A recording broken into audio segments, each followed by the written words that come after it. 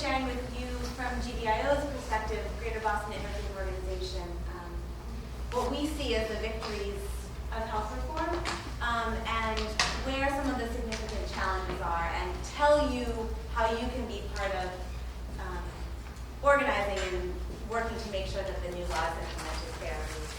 So I just want to take a second to explain who GBIO is. We represent about 55,000 people from throughout Greater Boston.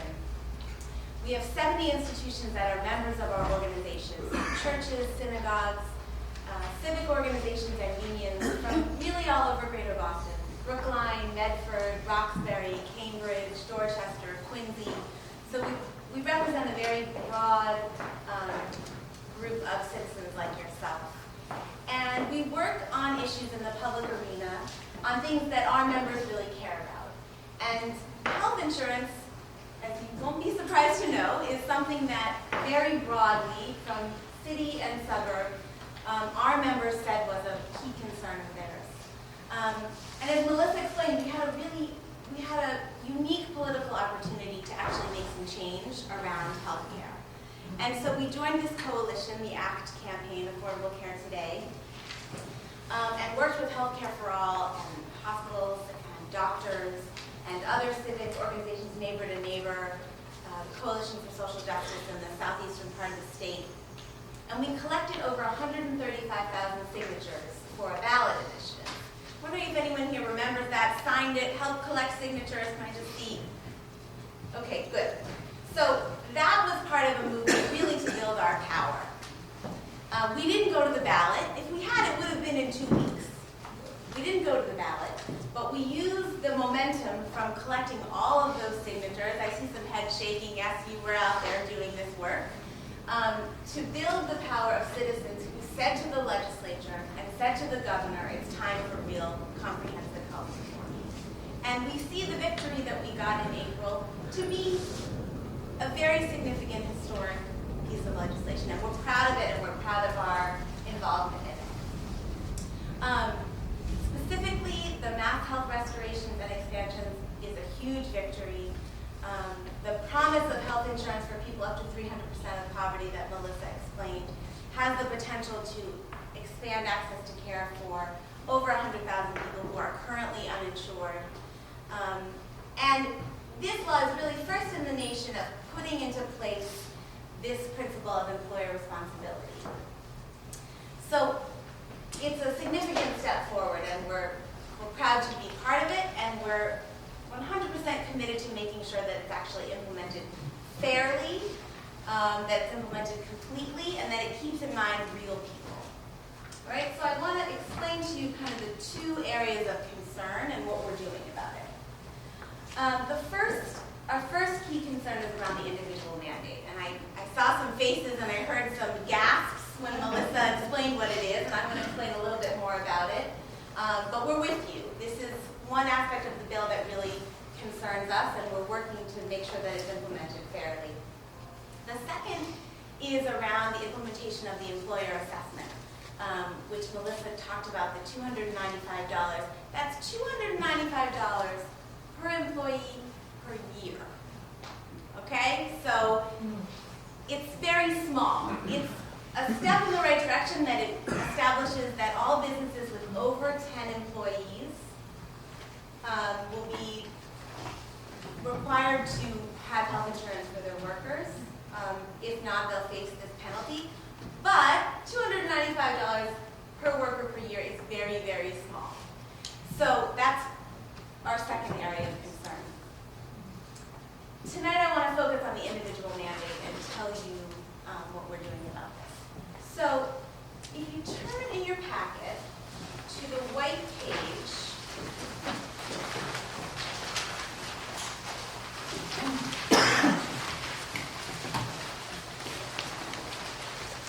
I just want to walk you through some of the kind of key areas of the individual mandate. I know there's a lot of text on the page, but I'm going to kind of highlight the key points for you. So the second area where it says the individual mandate is underlined is the definition of the law. And in summary, it says that starting July 1, 2007, all residents over 18 will be required to purchase health insurance if there's an affordable plan out there. And as Melissa explained, if they don't purchase it, they'll be facing a penalty on their tax return starting April 2008. This concerns us because we all know that health insurance is very expensive to purchase, and most of us, the majority of us, are facing very tight budgets living here in Massachusetts, with the cost of affording to pay our mortgages and rent and heating, childcare. We know that budgets are tight, and this potentially could add a very dangerous additional expense to people who are already very much struggling. When we talk in organizing, we always ask the question, well, who has the power to decide, right? And the connector, the Commonwealth Connector, which is the new 10-member board, is just that entity. So on your page where it says who decides, there is a list of the names of the 10-member board, and I just want to tell you a bit about who this board is made up of. So the executive director of the board, he's a non-voting member, but he has a lot of power. He's the director of the board, Mr. John Kingsdale. He's the former vice president of Tufts Health Plan, and he is appointed by the governor in his position. The next 7 members listed there are appointed by the governor. So in this case, we're appointed by Governor Romney. And the first 4 are ex officios. That means that when a new governor comes into place, which will happen in January, if that person changes the Secretary of Administration and Finance or the Director of the Office of Medicaid, that person will take the seat at the connector board. So potentially those 4 seats could change. Where it says governor appointed member of American Academy of Actuaries, those 3, those folks work out a 3-year term. So in 3 years, whoever is governor then will either reappoint them or appoint new people to that position. And then the last 3 are appointed by the Attorney General. So of the 10-member board, the ACT campaign and the Greater Boston Interfaith Organization are currently in conversation with all of these members. Because we know they're the decision makers and we want to be in conversation with them. 2 members have been key allies so far, and I want to point them out. Chip Joffe-Halpern, he is an AG appointee, and he's actually president of the Board of Healthcare for All. And Celia Wislow, who is the president of SEIU 1199, which is also a member of GBIO. They've been 2 very strong allies in the work that the connector has done so far since June when they started their work.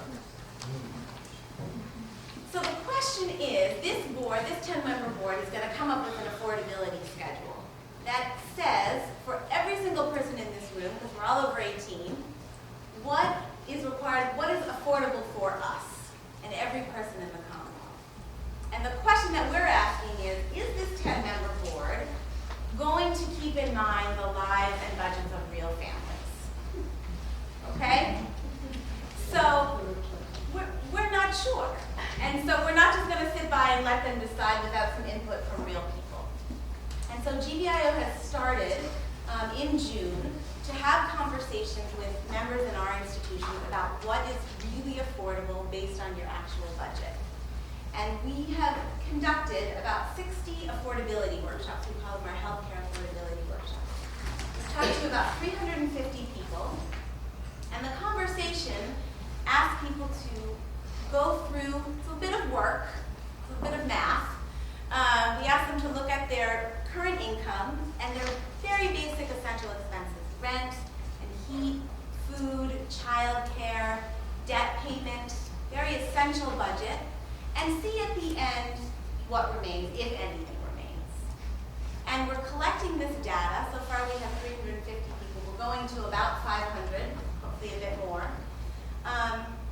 And we're going to use this data to be in conversation with the connector and say, look, this is what real families look like in Massachusetts. When you're setting this affordability schedule, this is what's affordable to real people. I want to tell you a bit about what we're finding so far and then what our next steps are.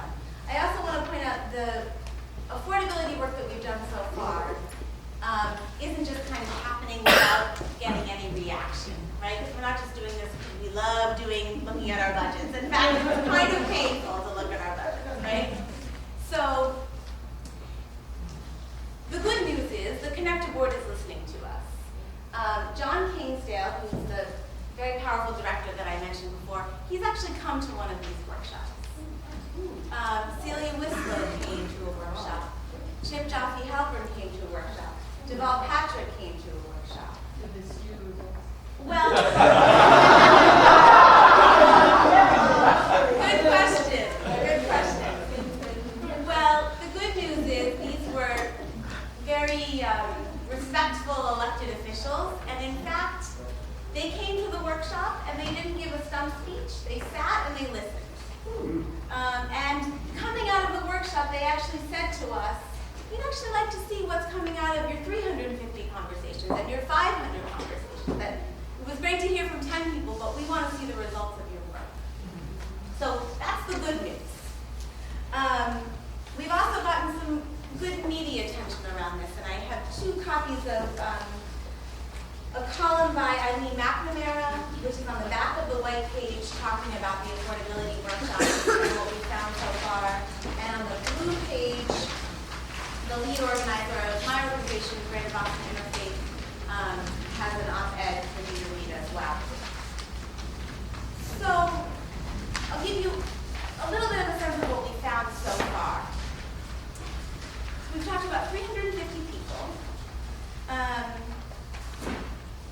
And over half of the people who are below 300% of poverty, so for example, that's a family of 4 making less than $60,000 a year, over half of those people, when they did their worksheet, could not afford the premiums as they're set right now, could not afford on a sliding scale from $18 to $106 a month, and I see head shaking, right? The reason they couldn't afford it is because when they did their budget, they either had 0 left or negative left. There was nothing left over at the end of the month, no additional discretionary income to be able to afford these premiums. So at this point, we're able to speak with a pretty clear voice with a picture for people below 300% of poverty. We're able to say, listen, these products, we're very hopeful about the products that are out there, and we hope that many people who are uninsured will be able to afford them, but they cannot be the mandatory individual mandate schedule that will start in July, because we can tell you the people who this will hurt, who this will cause to go into further debt or to not be able to pay their heating bill once again. So that's the picture we can give right now. The challenge moving forward is for a little bit of a larger income bracket. The conversations we've had so far, we've talked to people up to about 300% of poverty, but we haven't had that many conversations with a little bit of a higher income group. So that's a family of 4 making between about $50,000 to $100,000 a year. That's not by design. We just haven't gotten to enough of a conversation with those folks. And so what we're doing as a next step is we're, between now and November 15th, talking to another 150 people through these affordability workshops, and targeting specifically that income range, so that when we go to talk with John Kingsdale, and when we go to talk to the next governor, whoever that person may be, we can represent not just up to 300% of poverty, but we can represent middle-income families as well, and know how what's affordable for people in that income range. So I'm looking forward to your questions after I finish, but I want to invite everyone to come to one of these workshops. These conversations and this data and the fact that the connector is asking us for our data, we're really the only voice getting in there with the connector talking about real families. And they're listening, but at this point we don't, as I said, we don't yet have a picture of a more middle income group. So I want to invite you to participate. On the last page, not the very back, but flip it over where it says healthcare affordability at the top. We're actually doing one of these workshops a week from this Sunday in Arlington. One of our lead member churches, Calvary Church United Methodist, which is on 300 Mass Ave, right across from the Walgreens on Mass Ave in Arlington, is hosting one of these workshops. And at the workshop, you'll hear this again, shorter version. And then you'll have an opportunity to confidentially fill out one of our worksheets so that we can take your data, your real life situation, and enter that into the 500 people that we've heard from, and will give us some more fuel to present to the manager. So that's what that workshop will look like. I'll stick around. If it doesn't come up in questions and you're interested in coming, I will be in the back at the end, and I can take your name to sign you up to come. But it should be a powerful workshop, and it's helpful to us in terms of getting some more information around this. So, thank you.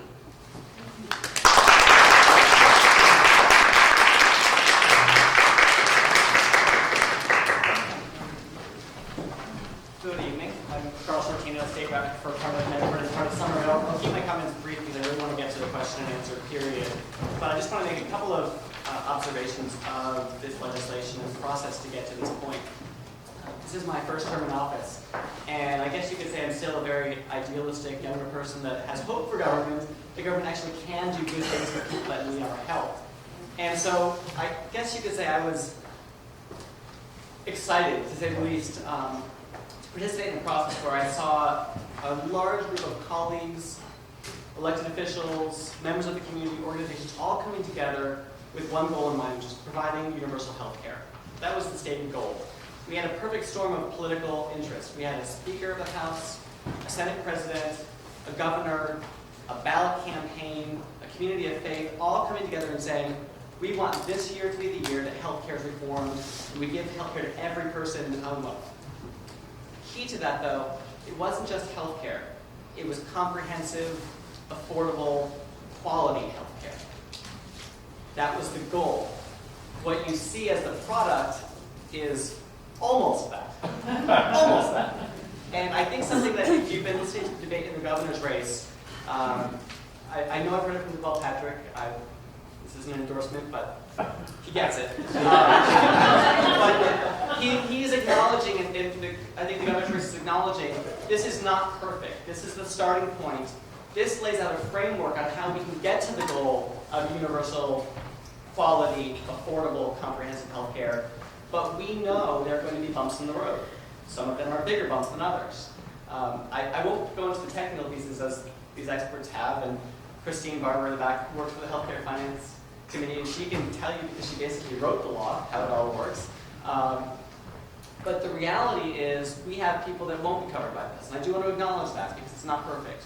The issue of immigrant coverage, and I'm not even talking just about undocumented immigrants, I'm also talking about some legal residents of the Commonwealth. There are some people that fall through the cracks as we're used to seeing in government at times. But it's a start. And so as we have this roll out, we're going to see people, as we've seen already, enrolling in mass health expansion. I do want to highlight the dental coverage for a moment. I think some people in the community, in the legislature, in general, think of dental as sort of a bonus coverage, as sort of a fluff, as something on the side that you're lucky if you get. But we know in reality that dental coverage helps the working poor get a job. If you have poor dental coverage, you don't have good teeth, some employers will discriminate against you. It helps people take care of their systemic health. If you have infections in your mouth, it leads to other systemic health problems. So that's no small success story to get 500,000 people now covered for dental coverage. So I want to highlight that as one of the good things that came out of this. In terms of the overall scheme, the only thing I'll say is this. We have this goal of universal, comprehensive, quality, affordable health care. What we created was a very tenuous, complicated system that has universal responsibility for businesses, government, and individuals. Sort of three legs of a stool. And politically, all three of those legs had to come together in some balance to actually make any of this work. I would argue that the House bill was a little bit better than what we finally got out of the legislature. It recognized that employers should be paying truly a fair share. I don't think $295 is a fair share per year per employee, and I'll tell you why. If you heard the individual mandate, the penalty, what was it? It was $150 how often? Per month. For a low-income person that can't afford or can't find health insurance based on their own assessment of their budget. But we're telling employers that they're going to pay $295 per worker per year. So I don't think it's fully fair quite yet, but it's a start. It is a start. I think what we're going to see in the next few years is, as this is implemented, like I said, we're going to have bumps. And as we hit those bumps, we can predict what some of them are now, some of them we won't be able to predict. The legislature is going to constantly be both proactive and reactive to problems as they come up. And I think we will see in 3 years from now a system that maybe is slightly different than what we have on paper right now.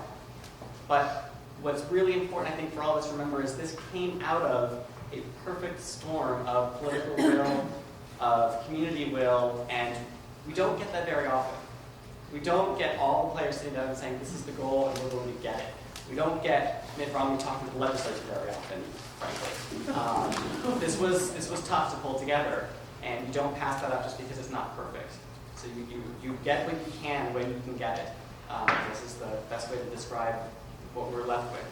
I do really want to acknowledge the organizations that are here, because without Healthcare for All, ACT, and GBIO, we wouldn't have this at all. The ballot campaign wasn't just a talking point. That was the political fuel from the community side behind all of this. It set a very high standard of universal, comprehensive, quality, affordable health care that the legislature had to meet, at least close enough, or they would go to the ballot. We would be on the ballot next week and be hearing about this in a very different way. So we had a very high standard to meet. And I do also want to acknowledge, in particular, the role of communities of faith. The Greater Boston Interfaith Organization was a key element to this. When you think about it, we hear so much about what the moral issues are of the day. We hear about gay marriage, abortion, death penalty, all these things that are supposed to be the religious issues, the moral issues. GBIO brought together a coalition of communities of faith and said, you know what, that's all well and good, but what about health care as a moral right? What about taking care of the poor, taking care of the needy? That's a moral right. And they brought that element into a dialogue that was so critical to making sure it wasn't just political, it wasn't just technical, it was also about our moral and our ethical obligation to people that we should be serving. So I want to acknowledge the work that they put into this. I'll stop there and we'll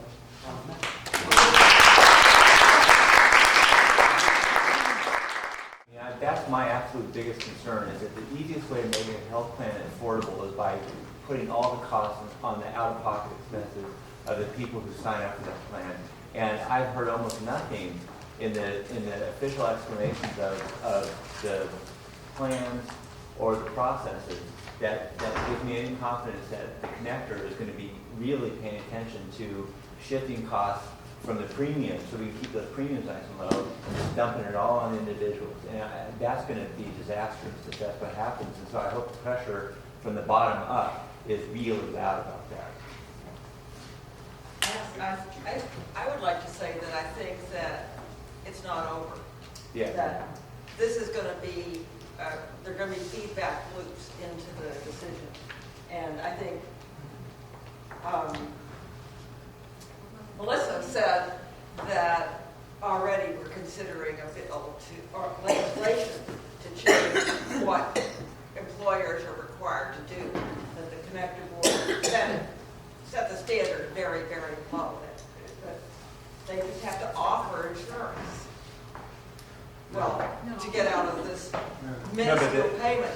I think the political environment is going to change. I think the people, I mean, remember that Romney vetoed $295. No, that, So that pressure, I think, will change. yeah, but my point is more about what counts as affordable, because it's easy to call a premium affordable, even though there are obviously problems as we've seen. But if the total package of expected costs of the individual is hidden in co-pays and deductibles and co-insurance and such, then we can call the premium affordable and say we've done a wonderful job, require everyone to buy them, and then we have horrible costs facing the individual. But that's why I'm saying that I think that it's a continuing process and that you have to, one reason we wanted to do this is not just to tell you what's happening so far, but to ask you to continue to stay engaged with us and to call each of us to call the helpline and tell Healthcare for All what your concerns are, because they're going to be the advocates at the connector board and will be the advocates if we have to go back to file the bills. And just a quick clarification on what you said there. The legislature did add language when they talked about what's affordable for people They did add some language in technical corrections to say it's not just the premium, but at least the deductible. There's still, of course, other forms of cost sharing, but just so you know that that's there, I'm not, saying that's the end all be all. There also, the connector will set a standard for what's creditable coverage, what coverage meets the standard for the individual mandate. And for us, that's a huge point of advocacy. What qualifies as insurance? And to me, the purpose of insurance is really to be safe from financial ruin if you get really sick. And that's where we're going to be holding the standard. That it's really supposed to pool risk, and you pay for it when you don't need it so that it covers you when you do. And that's the point of insurance. So that's where we're going to be coming from as this dialogue goes